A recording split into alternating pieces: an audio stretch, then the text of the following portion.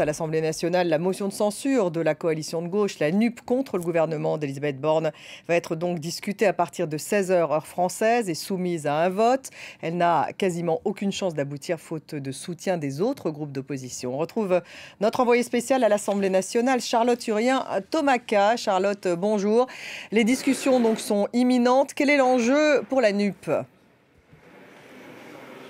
Eh bien Stéphanie, avec 150 députés de l'Alliance de gauche prêts à voter cette motion de censure, la NUP est loin d'avoir la majorité pour censurer le gouvernement. Mais pour les députés de gauche, eh bien l'enjeu il est tout autre. C'est un enjeu symbolique alors que la Première ministre a renoncé à se présenter devant les députés pour obtenir un vote de confiance après son discours de politique générale mercredi dernier à l'Assemblée. L'enjeu donc pour la NUP, c'est de se positionner comme la première force d'opposition, d'obtenir le leadership face aux députés du Rassemblement national qui dispose de 89 députés. Alors une motion de censure qui sert aussi de premier crash test pour ce groupe de la NUP ici à l'Assemblée. L'initiative de cette motion avait été mal accueillie avec quelques réserves, notamment par l'intergroupe des socialistes qui avait annoncé quelques réserves alors que cette motion avait été déposée avant même qu'Elisabeth Borne, la Première ministre, ne prononce son discours de politique générale mercredi dernier.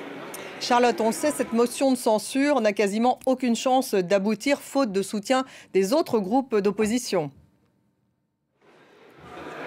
Oui, tout à fait. Et sur une échelle de 1 à 10, les députés de la NUP le savent. Sur une échelle de 1 à 10, donc les chances d'adopter la motion de censure, eh bien, elles sont proches de 0.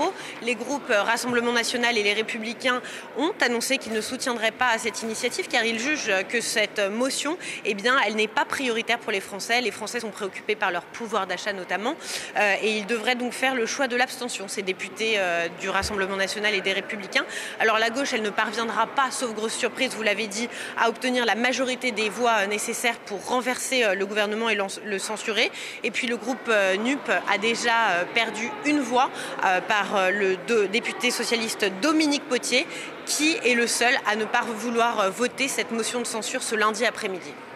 Merci Charlotte. Charlotte Urien-Tomaca, envoyée spéciale à l'Assemblée nationale.